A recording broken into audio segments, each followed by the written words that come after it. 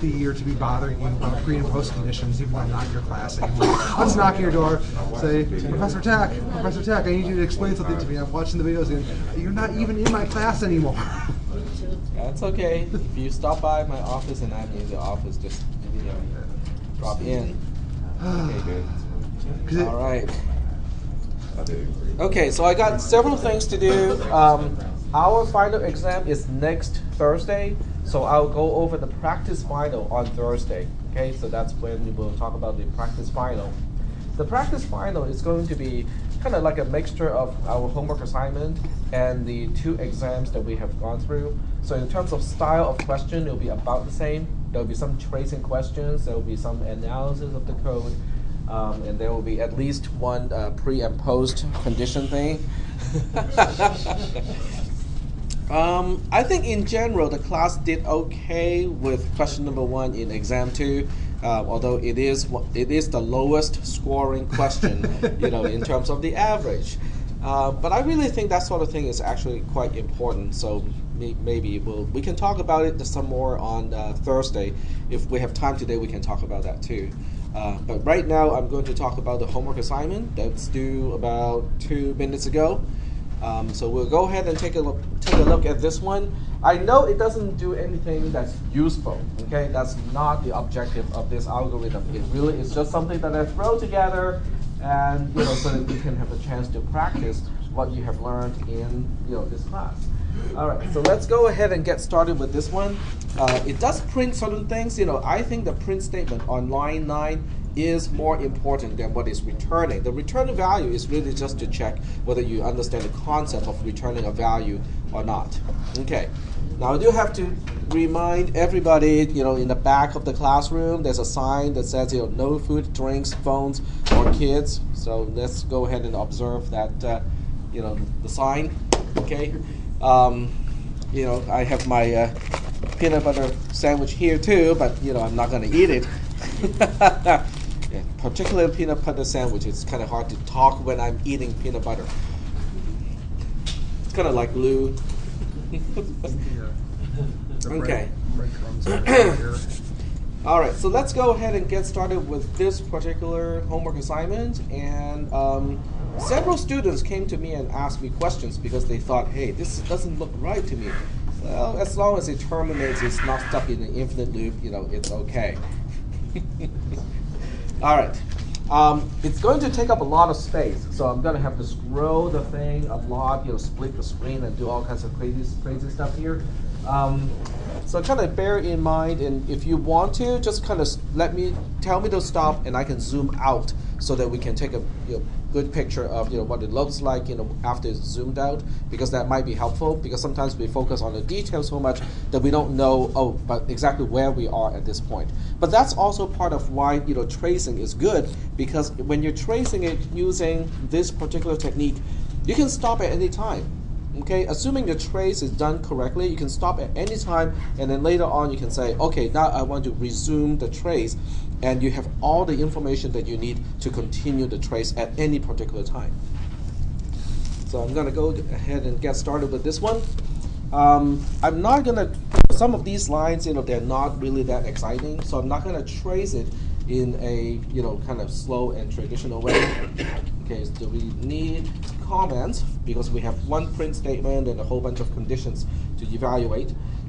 We have the usual line number, and the precondition has nothing to say because we do not have any global variables in this case. So once again, the reason why we know there are no global variables is because in all the subroutines, every single name is accounted for.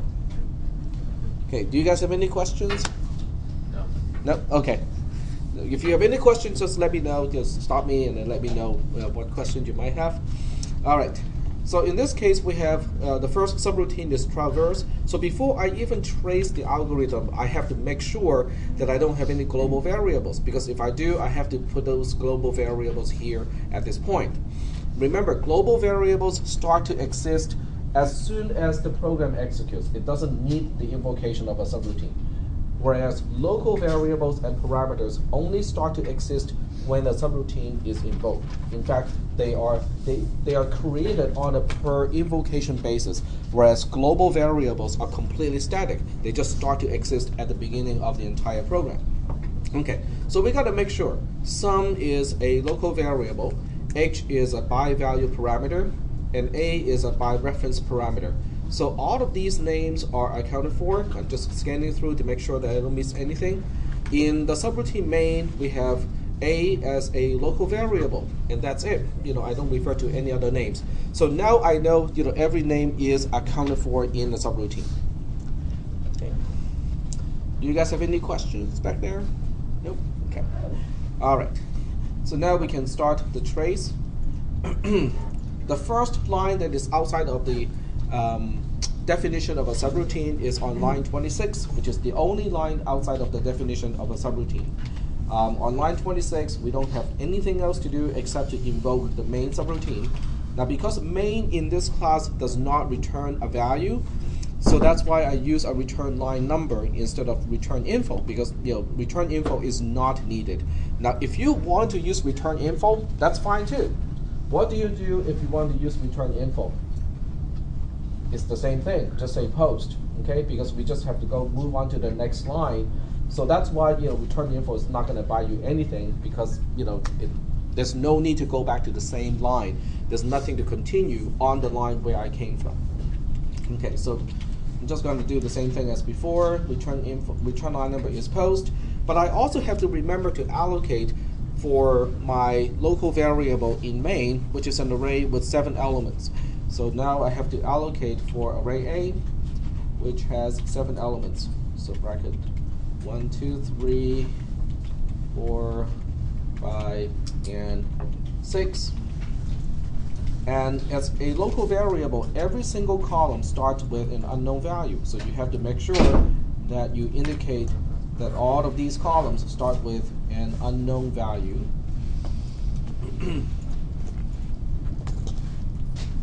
Go. And I know it looks kind of small, from the back of the classroom. Are you guys still okay in the back? Can you still read it? Okay. Because I'm kind of talking about it at the same time, so I'm hoping that it's going to be okay. Okay. We can zoom out a little bit at this point, but later on we might have to zoom back. Okay, now that we have set up all the local variables or allocate storage for all the local variables, we can continue execution in the subroutine. I'm not going to waste time, to deal with line 17 and then treat each one individually. So I'm just going to say this is the effect of line 17 to 23. In the final exam, if I basically give you something like this and I say it's okay to shorthand it, then you can use the same approach. Okay, but don't do it unless I tell you it's okay. Okay. Or you can come to me and ask, well, can I save some time and just combine all these lines into one? So no doing pre-dash post. Yeah, pre-dash post, and then just give me the final answer, right? That's a good one. Okay, so line 17 to 23 will basically initialize this array. And the reason why I would just combine this is because there's nothing exciting going on here. There are no loops, no conditional statements, no invocation, no calculations of any kind. It's really just, getting the values into the array. So we got 4, 3, 6, -1, 5, -1, and 4 here. Okay, now we can just move on and on to line 24. Line 24 seems pretty simple. I just want to print the return value of an invocation of traverse. Okay, but that's not as easy as it seems because I have to do the invocation first before I know what I'm supposed to print. Okay, so this is on line 25. So the first thing I need to do on line 25 is to say, well, let's go ahead and invoke traverse. Find out what its return value is, then we can come back here and print the rest of that line. And in fact, I got the line numbers wrong. Yeah, I was about to say. I thought that was supposed to be 24. There we go, line 24. We have to set up a return info because we are invoking the subroutine traverse. But since traverse has 2 parameters and 1 local variable, we have to set up for those as well. So we have the use of 3 additional columns for one for A, which is passed by reference, one for H, which is passed by value, and one for sum, which is a local variable. The local variable is the easiest to deal with because it always starts with an unknown value. Next will be my passed by value parameter. On line 24, you can see that I use 0 to specify parameter H. So H starts with a value of 0 because it is passed by value. It is a copy of the expression that I used to specify the parameter. A, on the other hand, is a little bit more complicated because it is passed by reference. The reason why we know it is passed by reference is kind of twofold. One is you can see the double-sided arrow here. It means it is passed by reference. But when you look at how I declare A in the subroutine, it is also indicated that it is passed by reference. So we know it is passed by reference, which also means A is an alias of some columns. In this case, I use local variable A, which is here, to specify parameter A on line 24. Local variable A occupies the columns from column D to column J. So that's why A as a parameter passed by reference is also an alias of column A to column J. Oh, sorry. Column B to column J. So there are 7 columns all together. Oh, this D. Okay. Column D to column J. There we go. Okay, so any questions about the pass by reference concept? Okay. What about the return info? In other words, when this invocation of traverse is done, where am I supposed to go back to continue execution? We go back to line 24, and what else do we do on line 24? The print, and at that time, the question mark should be replaced by a particular value, so we know exactly what to print at that time. Are we doing okay so far? Okay. So now that we have set up columns K, L, and M, we can now continue the execution. And this is where it gets kind of messy because the array is taking up quite a bit of screen space here. So what I'm going to do is to open up another window, and well, let's see, maybe I don't need to do that because as long as I have the algorithm up here, I can actually see the values in the array, so I can just rely on that. So this way we don't have to, we can split the screen and do something like that. So we'll split it at this point. There we go. Okay. So on the left portion of that thicker line in the spreadsheet, we have comments and the line number, and then the other side has our current context for the invocation of the subroutine. Okay, so this is the context, and we continue execution on the first line in the subroutine. In this case, is line 5. Line 5 is just going to put a 0 into sum. Line 6 is going to evaluate the condition. Okay, H is greater than or equal to 0 is true. H is less than bar A bar. And by the way, what is bar A bar? How many elements do we have in A? 7. We have 7 elements. So we have 0 is less than 7 is true. Okay, so true and true is true. And because the condition of the conditional statement is true, we go to line 7. Now line 7 is not a conditional statement. Say, say again? The second condition. The second condition? It's H is less than bar. at column 7. Say again? I was looking at column 7. Oh, okay. My bad. All right. So this is right on line 6. The condition is true on line 6. We move on to line 7. On line 7, we have another condition to evaluate, which is H is less than bar A bar, which we know is true because it was true on the line before, and we haven't been able to do anything about H yet at this point. And then the second condition is A bracket H. Now this time we have to look it up because A bracket H is A bracket 1 because H has a value of 1. A is a reference to column D to column J, which is our array A, our local variable A in main. And the first element has a value of 4. So A bracket H has a value of 4. Yep. A bracket H has value 0. H has 0 right now. H is 0. H itself is 0. But A bracket H is referring to the first element in the array that parameter A is an alias of. And that array has, the first element of that array has a value of 4. So that's why we are actually comparing 4 to 0. 4 is greater than or equal to 0 is true. So once again, we have true and true, which is true. So we're going to have to move things over just a little bit. There we go. All right. Now, because the condition of line 7 is also true, we go into the loop here. We go into line 8. And line 8 is going to invoke. Okay, line 8 has several things to do. Okay. The last thing we want to do on line 8 is the assignment, which is to change sum.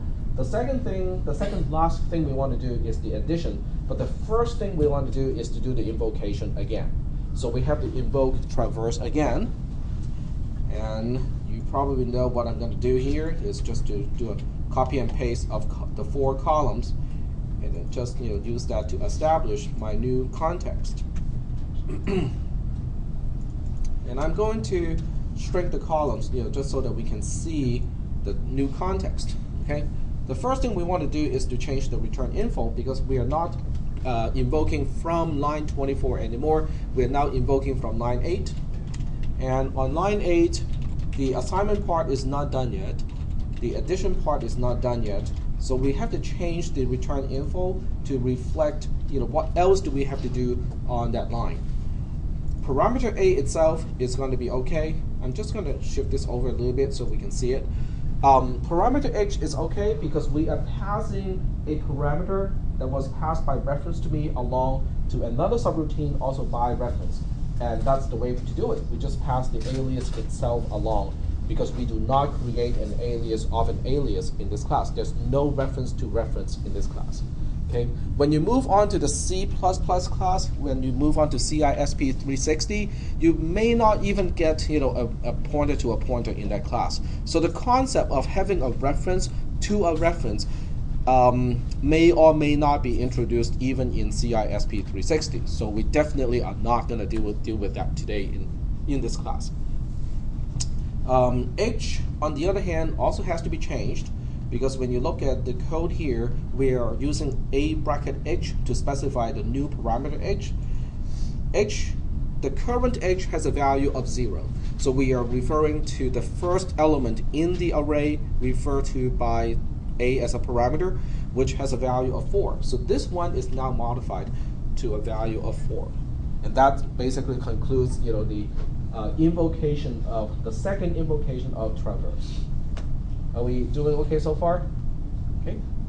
So this 4 is important because we are dereferencing, or we are actually using indexing to go into the array to find out what is the value of an element and use that to specify parameter H. And after that, we go into the subroutine again, starting on line 5. First thing is to reset sum, which is a local variable. Second thing is to go to line 6. And this condition is still true. But remember, this time we are not using H as 0. This time H has a value of 4. 4 is greater than or equal to 0 is true. 4 is less than 7 is also true. True and true is true. Then we move on to line 7. 4 is less than 7 is true. And then this time we have to refer to A bracket 4. A bracket 4 has a value of 5. We know that because line 21 is the one that initialized that value. Okay, so we are now looking at 5 is greater than or equal to 0 is also true. So once again, we have true and true, which is true, and then we move on to line 8. Are we doing okay so far? Okay. So this particular program is kind of interesting because we are combining a lot of the concepts that we have talked about into one single program, which doesn't really do a whole lot. the action part, or the part that actually does something really kind of interesting, is line 9. The sum itself, you probably can figure out that it's not actually doing anything, because we don't ever add anything to sum. Okay? All right. So let's go to line 8 again, but this time, it's pretty much a straight, copy and paste, except we have to specify 5 for h, because a bracket h at this point is a bracket 4, and it has a value of 5. So that's why the new parameter h has a value of 5. So I'm going to put in here, and just shift over, change this to a 5, and then just resize the columns a little bit. And now we have our new context. Okay, so we move on and continue on to line 5, which is initializing sum to 0 again. And we go to line 6, which evaluates the first condition, the condition of the conditional statement. H is greater than or equal to 0 is true because h is 5. H is less than bar a bar, which is 7, is also true because h is 5. So now once again we go to line 7. And line 7 is the same thing. A is less than bar a bar is true because h is 5. 5 is less than 7 is true. But then the second condition is not true anymore, because a bracket h is a bracket 5, which is the 6th element of array A in main. On line 22, you can see it was initialized to a value of -1. And -1 is greater than or equal to 0 is false. So now we have true and false, which is false. So in this particular case, we don't get into the loop at all, and we get out of the loop. But since the loop from line 7 to line 11 is the only thing in the then branch, so we are now also getting out of the entire conditional statement. There's no else specified here. So that's why we are going to end up on line 13 right away, because the loop itself has got nothing to do, and that's the only thing inside the then branch, and we're done with the then branch. We have to move on to after the conditional statement. So now we are on line 13. Line 13 is just going to return the value of sum. Sum was initialized to 0 earlier, and we're just going to return that value. To return a value is to go to the return info cell, copy and paste it, change the question mark to a 0, in this case because we're returning 0, and we're done. Okay, that's how we return a value for a subroutine in the subroutine, and then we move on to line 14. Line 14 is the end of a subroutine, or the end of an invocation of a subroutine. And as a result, there are 2 things to do. First thing to do is to look up the rightmost return info cell so that we know what else we are supposed to do on the line that we are returning to. So the way we do it in this class is just to copy and paste it, so later on we can just refer to the line number column and know what we are supposed to do. The second thing we have to do is to deallocate the 4 columns. So now we just say, okay, all 4 columns are now deallocated because we have no use of those columns anymore. So they can be recycled later on. That's how we execute line 14. So after line 14, we are now back onto line 8. I know this doesn't really show you the entire thing, but we can look up this portion here, and we can see that line 8 is really just sum gets sum plus 0. Well, the context is also off because we should not be looking at columns S, T, U, and V anymore because those are now deallocated. So I'm going to scroll back to look at columns O, P, Q, and R because those are the rightmost columns at this point. At this point, sum is referring to column R, which has a value of 0. 0 plus 0 is 0. We store that 0 back into column R, and so column R is getting a quote-unquote new value of 0. Now I'm still putting a 0 here, even though it's the same as its old value, because every update should be reflected in the trace. So that's why I'm putting a new 0 into that column, because it is still getting overwritten, even though it was the same value that it had before. Are there any questions at this point? Yep. Last time I think we only updated the question mark. Say again? Last time you were doing this trace on Tuesday, I think. We were only updating the question mark. Like if we find that the sum is equal to 0, that's exactly what we did too. When we execute line 13, that's exactly what we did. When we executed line 13, which is returning the value of sum, that's exactly what we did. We look up the rightmost return info column, copy and paste it, and change the question mark to a 0, which is the value that we are returning, and that was it. Is that okay? I'll figure it out. Is that the one where we had the global variable y? A global variable y on last Tuesday. Oh, that reminds me. I'm gonna take a little digression here. You can see it as a break. Somebody said the notes from Thursday were not. on Thursday, There's notes They're up now. on Tuesday. on the 3rd.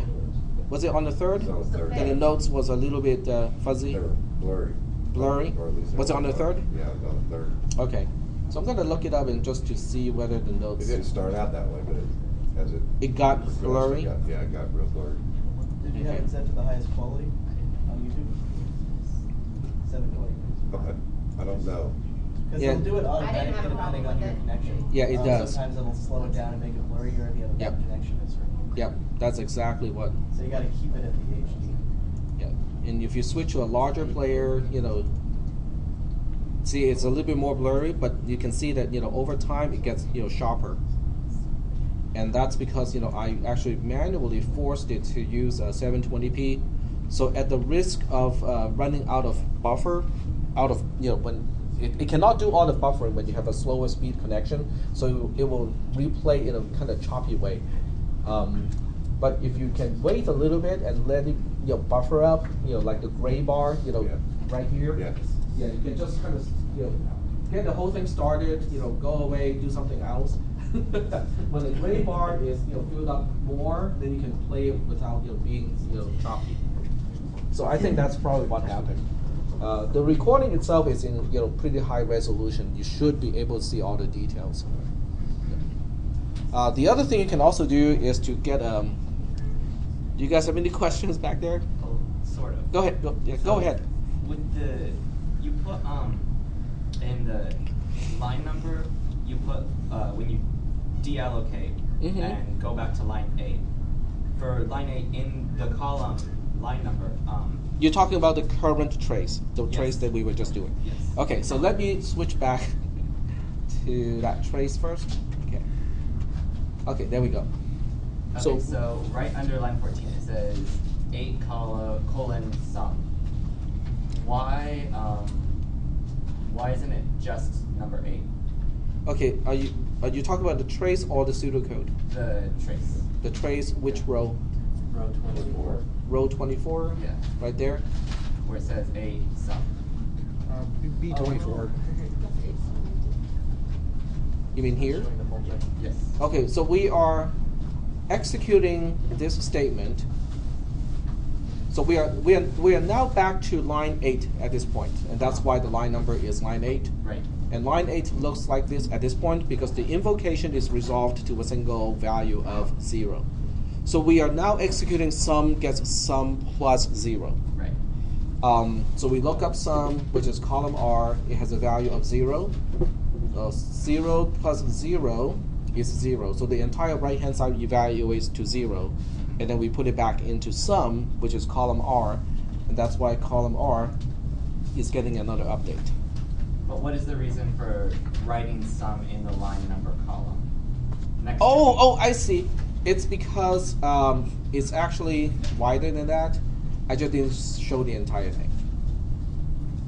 Okay, but why not just make it the number 8? Why put all that in there? Because it's easier this way to keep track of what we have to do when we are back onto line 8. If I just put 8 here, it is not as clear. Okay, if you look up the return info cell, yes, you can find out what we are supposed to do on that line at this point. That's why I just copy and pasted the entire return info cell so that we can just look at the line number column and find out what we are supposed to do this time when we get back onto line 8. Okay, gotcha. Yep. But you can choose either way if when you in the exam and you have to deal with something like this, you can choose either way. You can just say line 8, and I know that you're referring to the line 8 in the return info cell with the question mark already replaced, or you can choose to do it this way, which is a little bit longer, but it's more clear, to yourself, what we are supposed to do this time when we get back onto line 8. Okay. So it's just easier for me to do the copy and paste in class, but in the test, if you don't want to waste the time to do the copy and paste, you can just say line 8. That makes sense. Yep. Thanks. Because it's the effect of what you do on line 8 that I'm looking for. So in this case, the effect is this column getting updated again. So as long as I can see that, I know that you know what you're supposed to do this time when we get back onto line 8. Okay, that's a good observation. I changed the way I trace it a little bit change it from the way it was described in the notes. I noticed Which that is there just was the line number. There was a little bit of a discrepancy there, and it was kind of throwing me off a little bit. Yeah, I changed it because I think this is easier to follow. Because it's because you can just look at the line number column and know exactly what we're supposed to do this time. And that's why I made a little change. Okay. Any other questions regarding how we traced the result after we return from an invocation that returns a value? No questions? Okay. So we'll go ahead and continue. Now don't worry, because in the final exam, I'm not going to give you a long trace like this, okay? But I can give you like a trace of this, something like this, and it's halfway done. Okay? It's halfway done. It has columns and whatnot already all specified, which you had to deal with already this time in the exam too. But what I'll do is I'll just tell you, okay, continue the trace until you return 2 more times. So you just have to do it 2 more times. You don't have to finish the entire trace. You just have to continue until the condition that I set up for that particular question. So that means you still have to understand how to do the entire thing. It's just that you don't have the chore to deal with the entire thing in the exam.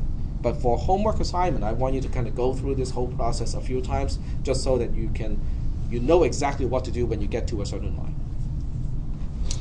All right, so line 8 is now all done, and we can now move on to line 9. Line 9 is just printing a bracket H.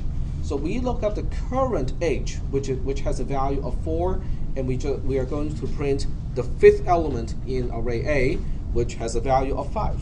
So this is basically just printing a value of 5. And then we move on to line 10. Line 10 is adding 1 to H. H goes from 4 to 5. And I think a few people might have missed this part because now we are at the end of a while loop on line 10. So we have to go back to the beginning of the while loop to see whether we have another iteration. In this case, there's no more iteration, but we do have to go back and check. Yep. So how many points did you lose for doing that? Not a whole lot, because the focus is really still, the invocation and the returning subroutines. This part is not going to cost you a lot of points, but it will still be some points. I don't think it's going to be major. Because you sent me the email about that, and I was like, I Yeah. didn't think about going backwards because we already said it was false, so I just Yeah, figured. and then plus my server was down, the whole time. I was getting like a whole day's worth of email over 30 minutes because my email server was down. So all the other email servers that was attempting to send me email, they basically, they stop and they retry occasionally, and then once I repair my. Like 3 or 4 times. Yeah, no, I only get it once. It's just that I'm getting, everything for the entire day, within like half an hour. I think I have to, retire my server that is currently running a Pentium 4 processor. It's a good heater. It's a good space heater, I can tell you that much. Okay, so after line 10, we have to go back to line 7 because that's the beginning of the entire loop. Okay, and some people might have missed this one. It's not going to be a major thing, but it is important. H has a value of 5. 5 is less than 7 is true, so we have to evaluate the other side. H now has a value of 5, and A bracket 5, which is the 6th element of the array, has a value of -1. So a bracket h at this point is greater than 0 is false. So now we can say, okay, the conjunction is false because we have true and false in this case. And as a result, from line 7, we can now say, okay, it's time to get out of this loop. When we get out of the loop, once again, because the loop is the only thing in the conditional statement, when we are done with the only thing in the conditional statement, we get out of the conditional statement too. And we don't keep track of line 11, we don't track line 12, so now it's time to move on to line 13, okay? In the exam, I can see that some people still trace line 11 or line 12, the end while or the end if. Don't trace it, okay? Because in this class we don't track the end marker of a construct. All right, so now we're on to line 13. Line 13 is just returning sum. We look up the sum that we have at this point, which is column R. It has a value of 0, so that's exactly what we're going to return. To execute the return statement on line 13 is to copy and paste the return info cell, change the question mark to the value that we are returning. Don't evaluate what is sum plus 0. Do not do anything about the addition. Just change the question mark, and we are done. Then we move on to line 14. Line 14 is going to end the entire invocation, which means we have two things to do. One is to make a note of where we are going. So in the test, in the final exam, if you just put 8 here without the rest, that's okay with me. It's just that are you going to execute this statement when we get back on the line 8? That is the question. But in the class, it is easy enough for me to copy and paste the entire return info cell, so I'm just going to do that. And then the second thing we do is to deallocate the 4 columns. Also, in the test, in exam 2, I could see some people, when they do the return, they indicate the column is deallocated, but they do not indicate which line is next to execute. So I take off some points off because of that. Because when we're at the end of a subroutine, when we return from an invocation, there are distinctly 2 things to do. One is to look up the rightmost return info line or the return line number and make a note of it. And then the second thing to do is to deallocate it. So that's why in the test, in exam number 2, it is important to write down, the next line to execute is line 5. Okay? And so now we are now back onto line 8. When we execute line 8, we are executing sum gets sum plus 0 again. But once again, we are in the wrong context because columns O, P, Q, and R are now deallocated. So we have to move back to columns K, L, M, and N as our current context. In that context, sum is column N, 0 plus 0 is 0, and we're going to update it again with the value of 0. Yep, go ahead. I thought the indicator for the next line was supposed to be under the red info. Or maybe I'm thinking of red line. Go ahead. So at the end of this one, are we going to have to do the while loop again? Well, we'll just follow the code. Because line 8 is inside the loop. Yeah. So that means, when we're done with this line 8, we have to move on to line 9 and line 10. There are nothing to divert our control structure here. But when we're done with line 10, we have to go back to line 7.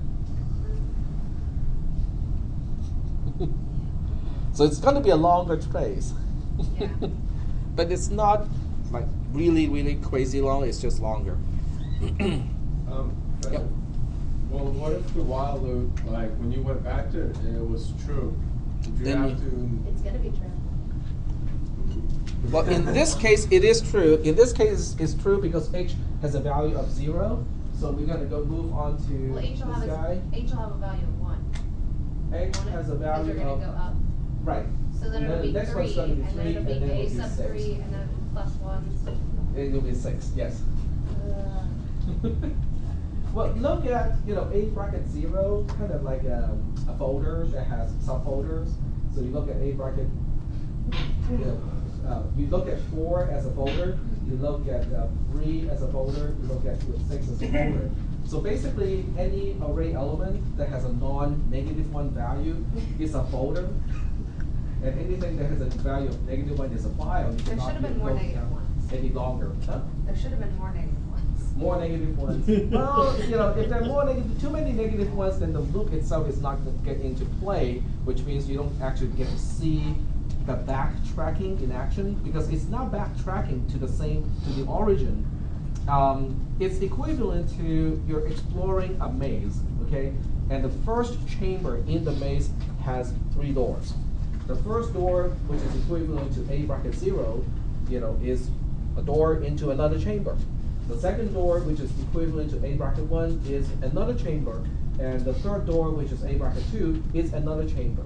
So what we just did was we got into the first door, okay? We get into A bracket 4. A bracket 4 is a chamber, but it has another room. It has another door, which is equivalent to A bracket 5, which is the value 5. 5 represents another door. We got into that. We got through that door, but that time it's not a chamber. It doesn't have any additional doors. Okay, so it's just a closet, and that's why when we get to A bracket 5, we just backtracked. Okay, we get back into A bracket 4, and we ask, okay, are there any more doors in that chamber? In this chamber? Nope, it only has 1 door, and we have just explored it. So we are done with that chamber at this point, and then we step back into the first chamber that we first started the entire thing. But that means the first door of that chamber, which has 3 doors, is explored. Now we move on to the second door in the first chamber in the entire maze. So that's basically is an analogy of how to traverse a maze in this case. Yeah, I went through a wall somewhere. Well, Me too. There's a wall that I went through. we run into walls when we get to negative ones. Then we backtrack. Okay? I thought I was done sooner than I was. This one is a little bit longer because it's doing what we call an exhaustive search. This is also called a depth first search. Okay, for those of you who want to understand search algorithms, this is called a depth first search algorithm. Okay, so now you can see that this is going to be a little bit longer. So after line 8, we move on to line 9. Line 9 is going to print A bracket H, not H itself, but A bracket H. H still has a value of 0 at this point, so we are printing a value of 4 because that's the value of that particular element in the array. We go to line 10, we add 1 to H. H is column M. We add 1 to it, it becomes 1. And then we go back to line 7 because it is a loop. Okay, so we get back to line 7. And line 7 evaluates the same condition, but you have to make sure that you have to keep in mind that H now has a value of 1.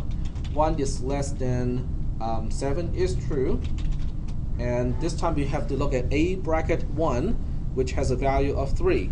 3 is greater than or equal to 0 is true.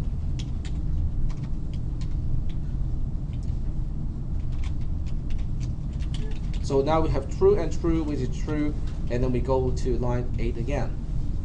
Now this time when we go to line 8, it is the first time we get to this particular line 8.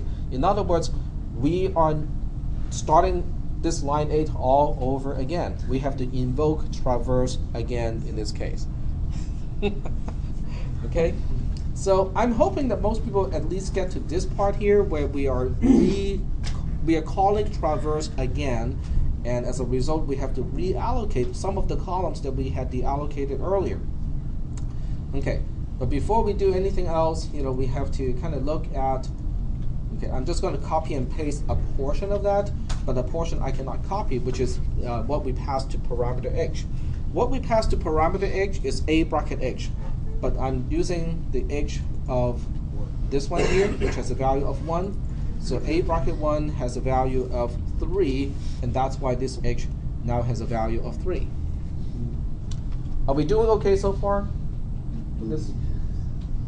Okay. Okay, it might be helpful to take a look at the trace, but this time, for this particular trace, I'm gonna zoom out. You'll save this to Moodle, correct? Yeah, I was just thinking that. Either do that or zoom out like this when we're done, just so we can all see it. Well, it will look like this, but there will be 3 times something like that. Okay, but the last one is going to be shorter because I think the last one will get to a -1 right away. So in other words, it gets to a closet instead of a chamber. Okay. So I'm going to keep this one around, just so that we know, how the whole thing looks like. But at this point, when we're tracing, we still have to. As soon as he said we had to do the while, I looked at it and I was like, that thing's gonna go and go and go. And this is I'm interesting. almost happy that I missed the while. It's worth the points, right? I'm gonna pay. I'll pay for the convenience. I'm gonna pay for the convenience with points. Right? I know I'm gonna miss some points here, but I don't want to do this. All right, so now that we have set up all the columns, we're now getting back into traverse, but this is a new invocation, so we have to start from the beginning again, which is starting on line 5. Line 5 says, sum gets a value of 0, okay? And then we move on to line 6. It is the conditional statement. So we have to evaluate the condition of the conditional statement. H has a value of 3. 3 is greater than or equal to 0 is true. And 3 is less than 7 is true. True and true is true. Then we move on to line 7. 3 is less than 7 is true. And now we have to look at A bracket 3. Now, A as a parameter is still referring to columns D to L, which corresponds to the local variable A in main. And the 4th element has a value of -1.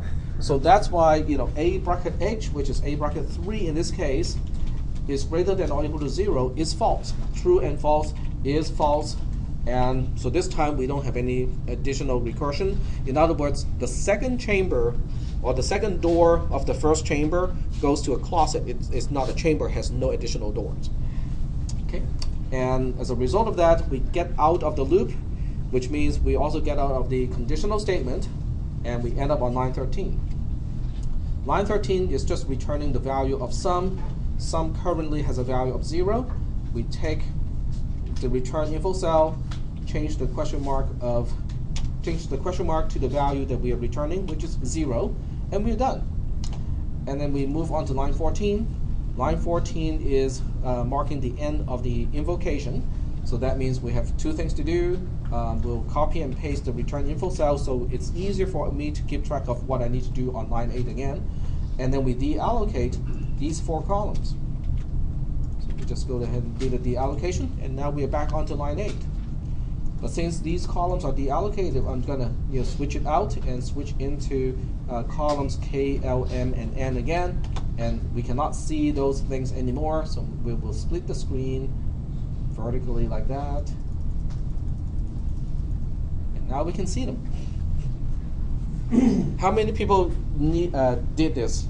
Do the split screen thing and scroll. Okay. I just zoomed out. If your screen is relatively high resolution, you can probably zoom out to maybe 80% and be able to see the entire thing the whole time. But in class, I can't do that. Okay, so now we are back onto line 8, but the context is columns K, L, M, and N. We know, actually we need one more so that we can actually see the names of the variables. So now we are executing sum gets sum plus 1. Sum, which is column N, has a value of 0. 0 plus 0 is 0, and we will store it back into sum. So now this is the second time we update column N. And then we move on to line 9. Line 9 is printing A bracket H. H, on the other hand, is not 0. It currently has a value of 1. So we are printing the value of the second element in the array, which is 3. So we say print 3 here. And then we move on to line 10. Line 10 is just adding 1 to H. H is now 1. We add 1 to it, it becomes 2. And then we have to go back to line 7, which is the beginning of the entire loop. Line 7 evaluates H is less than bar A bar. It is true because 2 is less than 7. We also have to check A bracket H itself is greater than or equal to 0. So now we are looking at the third element of the array, which has a value of 6. 6 is greater than or equal to 0 is true. We have true and true, which is true. So we have to continue with another iteration of this loop. So from line 7, we now go to line 8, and we are going to do another recursion. So this time you know where it's going, right? It's going to 6, and then 6 will go back to 5, and then 5 will go to here, and then we have a dead end. So it just kind of keeps on going like that.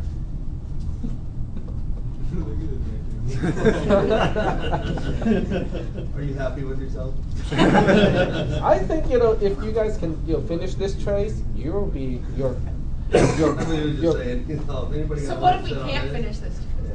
Well, if you miss the loop part, then you're missing a good portion of the trace, which is actually what it is for. Okay, the other way to look at this, instead of looking at a trace like this, which is really linear and kind of, you're in the middle of the whole thing, you don't know what it is like.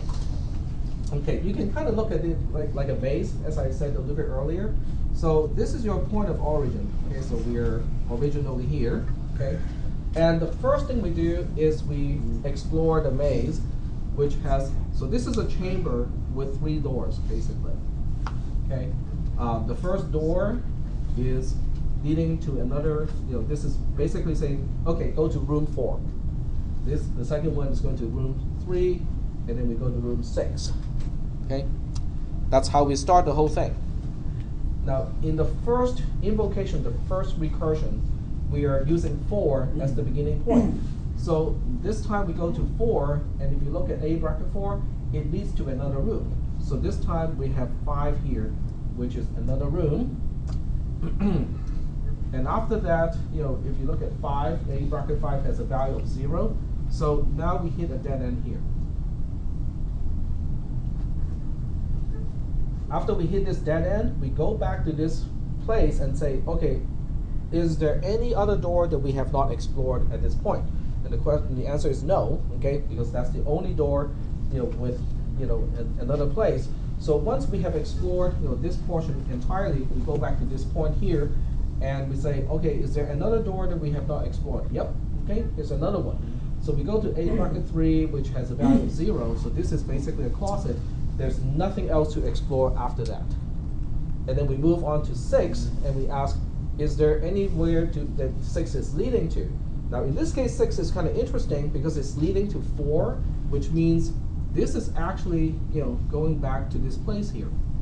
So we are revisiting the same place because 6 is leading to chamber 4, and that's why we are re-exploring a whole bunch of stuff.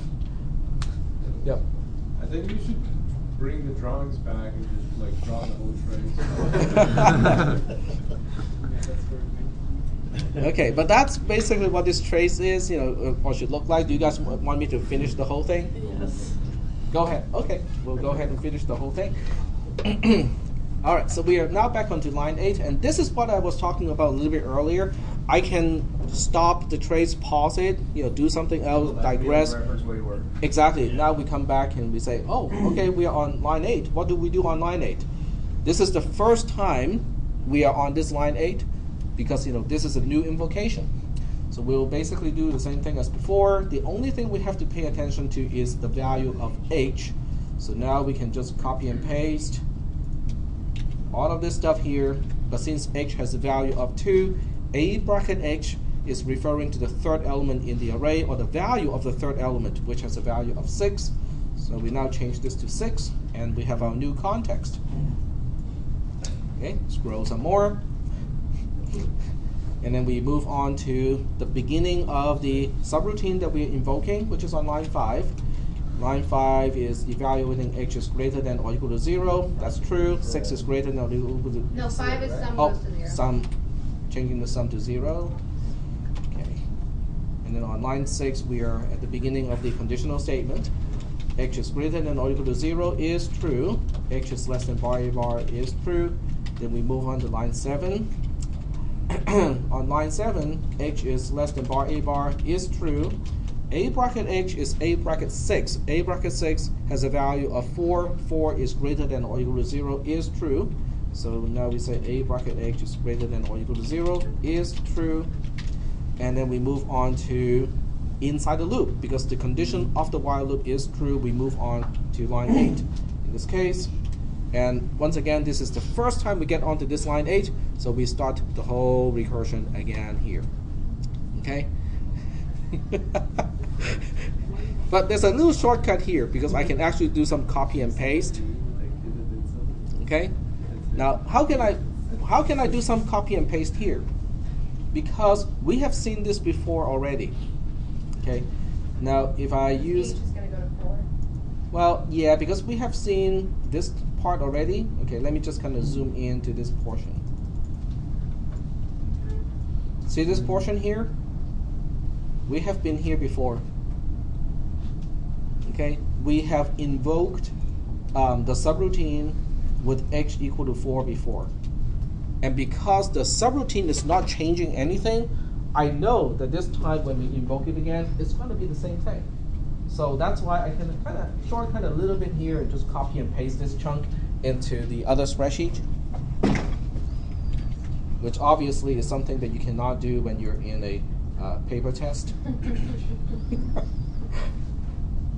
Okay, now these columns are now allocated, so that means I cannot use these columns anymore.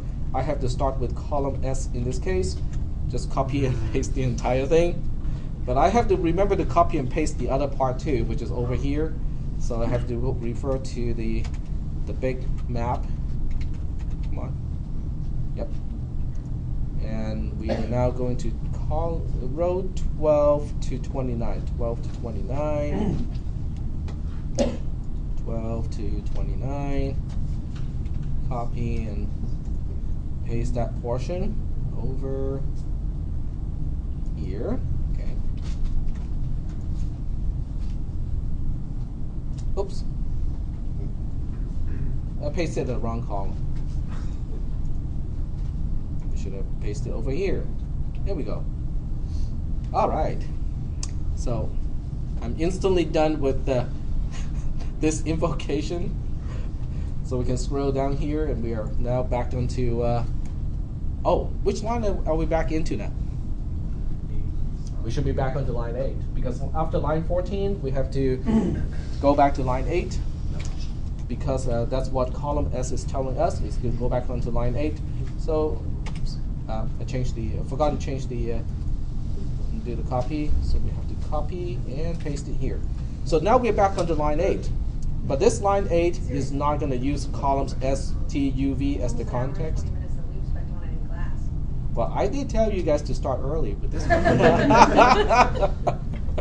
When I was doing it, because you said the one that we're doing in class was easier and shorter than the one at home, and I was like, this really wasn't that much longer than the one we did in class, and this is why, because I missed a part. You missed the while loop, which is actually that actually makes recursion worth it. Okay, in other words, if you look at factorial, it's easy to turn it into just a loop, right? If you look at binary search, it's easy to turn it into a loop. If you look at many of the recursive algorithms that we have gone through in this class, it's pretty easy to turn all of those into just a loop. Anything that has a shape that goes just out and then back in again, you can turn it into a loop pretty easily. This, on the other hand, is harder, much harder to turn it into just a loop. Because if you turn it into a loop, there's no easy way to keep track of in which chamber, which doors have I already explored. Okay?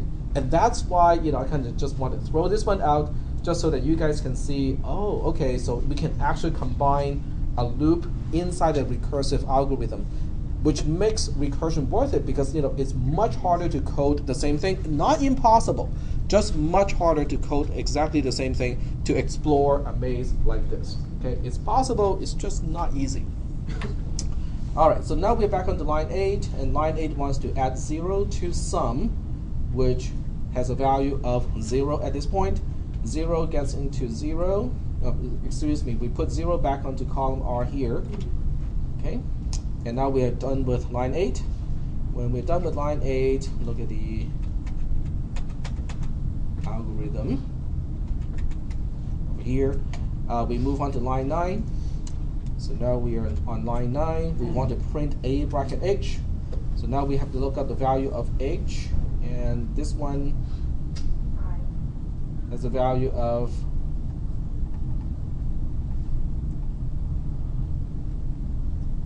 6. So we are now printing a bracket h of a bracket 6, which has a value of 4. So we print 4 here, and we are done with line 9. We move on to line 10. So we add 1 to h. H goes from 6 to 7. Right? That's nice. What? It's finally at 7. Yep, it's finally at 7, and It's we not go less back. than We go back onto line 7 to re-evaluate the condition. 7 is less than 7 is false, and using the short-circuited Boolean evaluation, I only say that much. And we get out of the loop, we get out of the conditional statement, we continue execution on line 13. We look at the value of sum, which is 0, and then we copy and paste it into the return info cell, change that one to a 0. And then we move on to line 14. Line 14 is the end of the invocation. Got 2 things to do. We copy and paste the return info cell, and then we deallocate these 4 columns. So copy and paste the column headers, do a little strike through, and now we can continue execution on line 8. And our current context is columns K, L, M, and N. This is nice.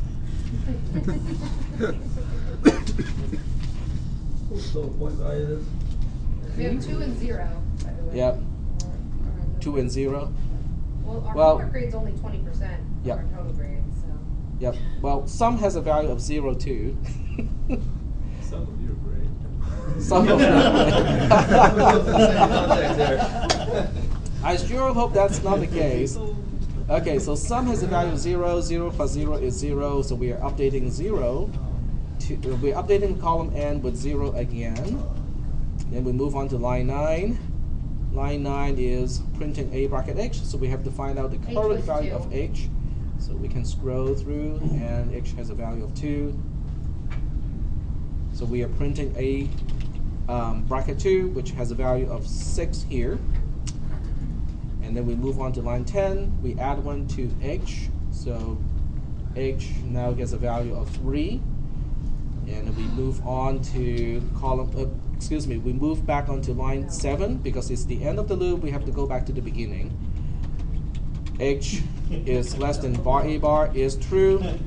But the second part's false, right? Yeah, the second part is false because A bracket 3 has a value of -1. -1 is greater than or equal to 0 is false, so the whole thing is false.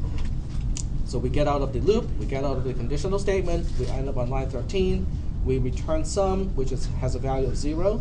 So we copy and paste that over here, change the question mark to a 0, and then we move on to line 14.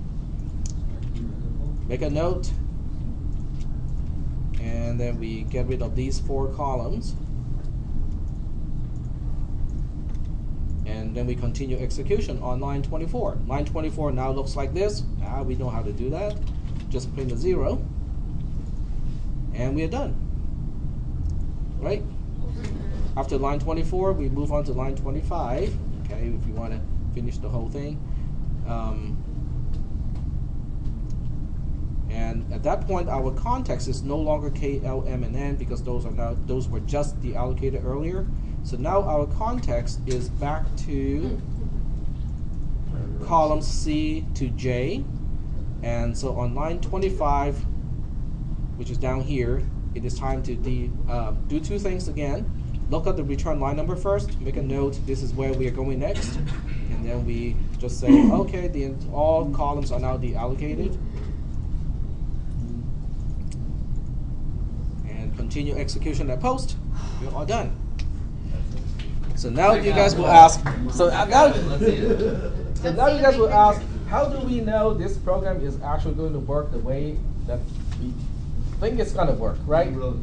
Well, we can just translate the pseudocode into a Perl, PHP, C, C++ Visual Basic program, and let it run and see whether it does the same thing that we see it doing here.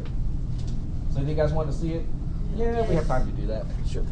We have time to do a pre and post condition for the whole thing. Pre and post condition of the whole thing too. Yes, prove the correctness of this See the code. whole sheet. That's good. Zoom out. Hmm?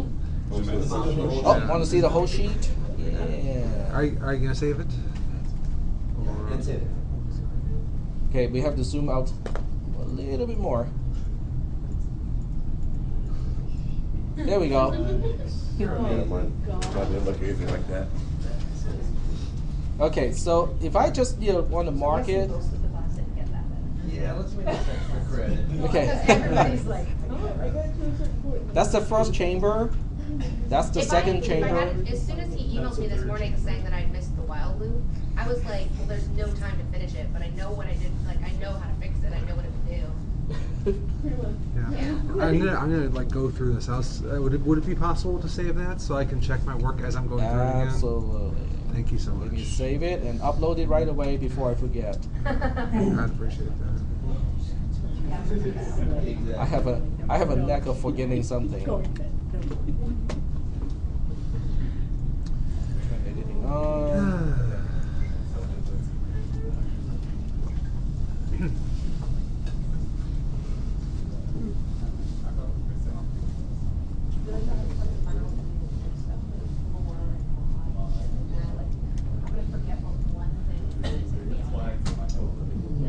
Well, it's open book, open notes. Boo. What was I doing? Sub to answer, right?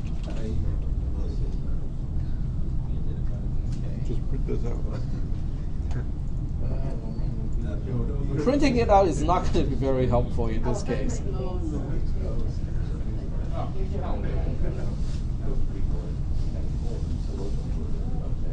Okay, come on. Let's get this over with. Save and return to course. Yep, there we go. So if we did everything, but we missed the while loop, you think we'll get like 75%? Yeah, I think that's about right. Name the prize. We missed a huge chunk, but You're missing a chunk, but as long as the core concepts, you can demonstrate that you understand the core concepts. I do. All right. Okay, so let's go ahead and translate this code into a Perl program. Okay, so let's go ahead and do it. See it. Let's see it. Yep, let's go ahead and do it.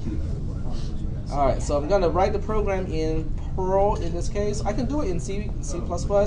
The only difference between C++ and Perl in this case is if I do it in C++, there's no bar A bar, and I have to basically pass that as a separate thing. So it's not exactly the same thing. So I'm going to do it in Perl. Okay.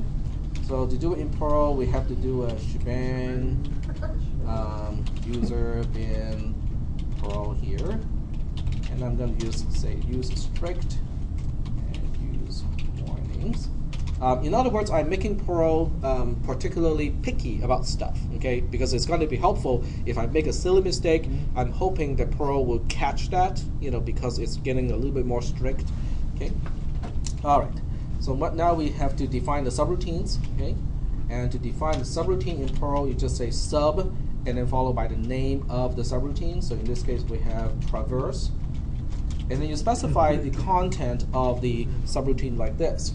Now in Perl, there's no real parameters per se, so you can pass parameters, but the way you get your parameters back is to use the shift operation. So I'm going to say my array A is going to be the first parameter, and then my H is the second parameter, and then my local variable is just going to be sum. Okay.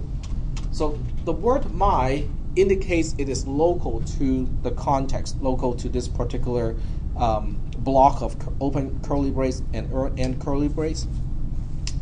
The rest is pretty much the same. If H is $H in Perl, if you have a variable, you have to use a symbol to indicate it is a variable. If it's a singleton type of variable, or if you want it to be treated as a single value, you use the $. Yep. You missed one. Didn't you have to assign Oh, the sum first. Yep. So we say sum gets 0, and once again, the use of a single equal symbol takes the place of our left arrow.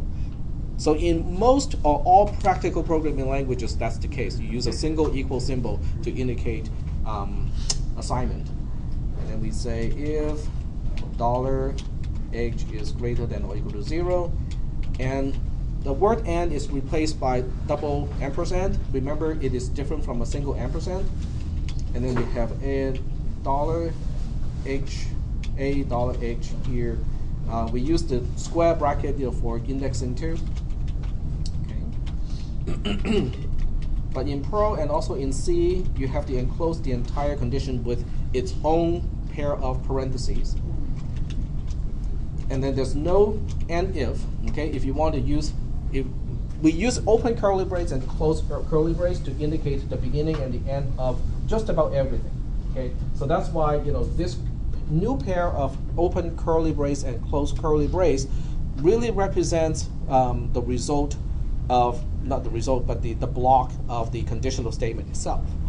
Inside we have the while loop, and the way I usually write programs is like this. I will spell out the template or the skeleton of the construct first, and then I go back and specify the details of it.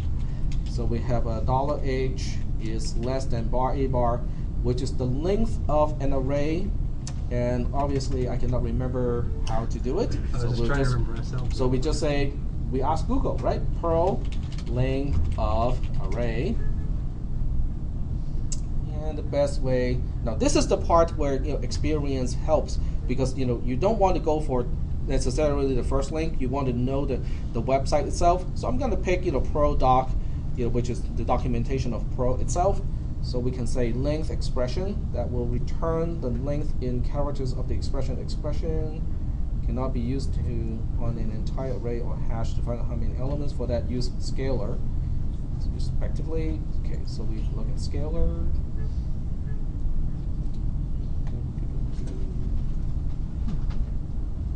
Okay.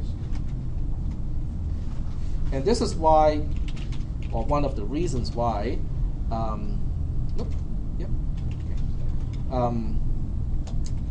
and array A is an array, so in this context we have to use the @ symbol. Perl is a little bit kind of special in this way, so I'm not going to be explaining that. And then the second one is AH is greater than or equal to 0. Yep. The second part of your if statement is wrong. Second part of my if statement. It's H is less than bar a bar instead of what you have it as. Oh, okay. I took it from the second one. Okay.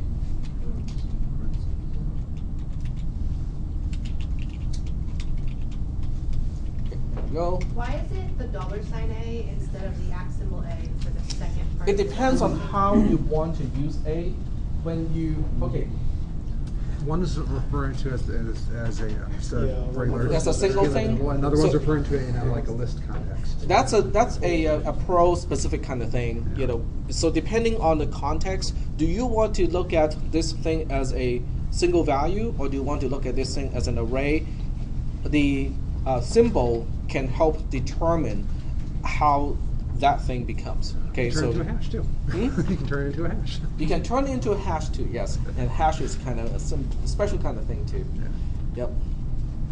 Okay, so inside we have sum gets, oops, I'm mixing the syntax here. Okay, there's no invoke statement. Okay, when you're invoking a subroutine, there's a specific way to do it. But you can always just say traverse. And in this case, I'm just going to pass A along to A, and I will pass A bracket H along as the second parameter, and I will, nope, those are the only two parameters. Okay.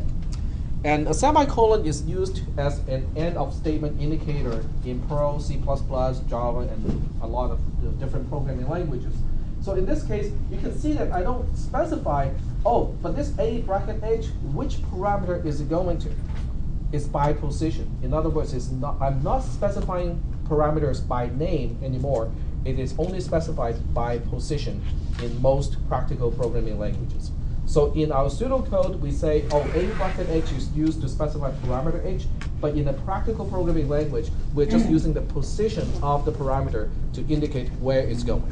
So this is going to the second slot of subroutine traverse, which so happens to be parameter h. Okay, so these are practical differences between the programming languages and what we are dealing with here. So we'll print the value of a bracket h, and if I want to print a new line after that, that's how we specify a new line, or one of the many ways to specify a new line, and then we add one to h. So we can say h plus plus, okay, that will increment h. But if I want to preserve the same type of code as in the original code, this is how I say, h gets h plus 1. Okay. Now here comes the really fun part. How do we return the value of sum at the end of the subroutine? In Perl, that's how you do it. The value of the very last expression of the subroutine specifies the return value. It's easy. So there's no specific return statement in Perl. Interesting. It's very interesting because it also implies that every statement has a return value. So if you forget an explicit return value and you have a conditional statement instead, then it would still return something. Whereas in C++, there's an explicit return statement, and if your subroutine is supposed to return a value and you are not using the return statement, the compiler can complain and say, hey, your subroutine is supposed to return a value and you're not returning a value. There's a problem. Okay, which is good. It is good to let the compiler and the tool to do as much checking as possible. But Perl is not like that. It's like, okay, whatever expression you specify at the end of the subroutine, we'll just take it as the return value. And that's my traverse in the subroutine. And then in main, now Perl is not like C. It's more like the way we do pseudocode in this class. It starts execution on the first line that is not inside the definition of a subroutine, exactly like the way we do things in pseudocode in this class. So that's why main has no specific meaning, no special meaning in Perl programs. Okay. So in this case, we'll just say at a my at a, which means it's a local variable a, but it's an array.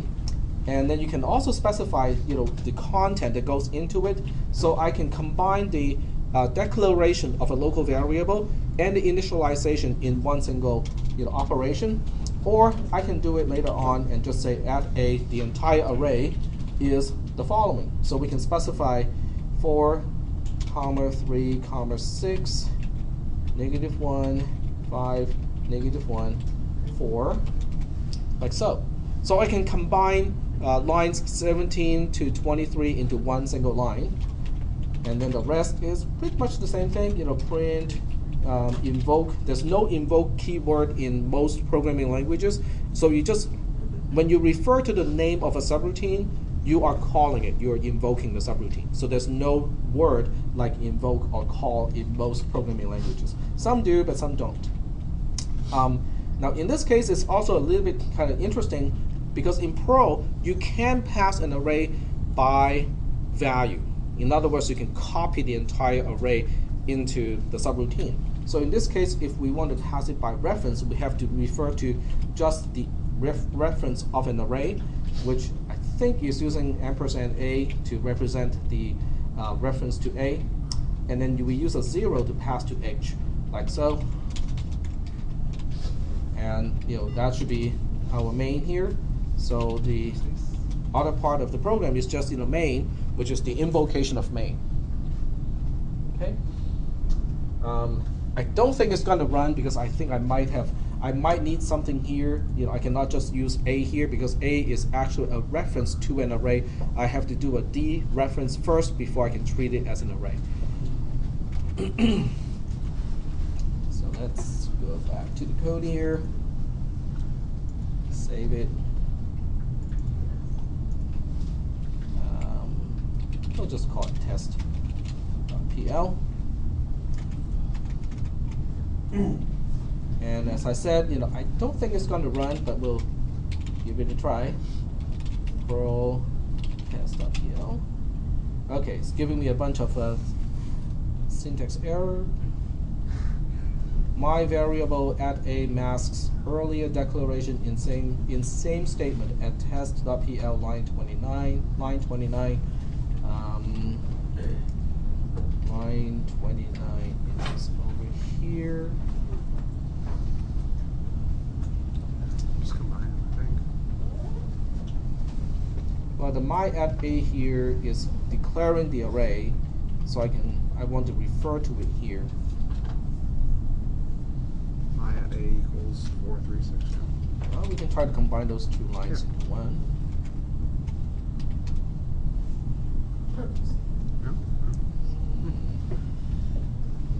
Did I save it?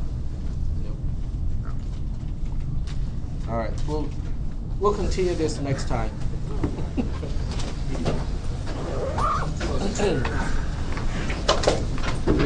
My boyfriend is a linguist, and I was telling him about the history of Perl and everything. He actually found the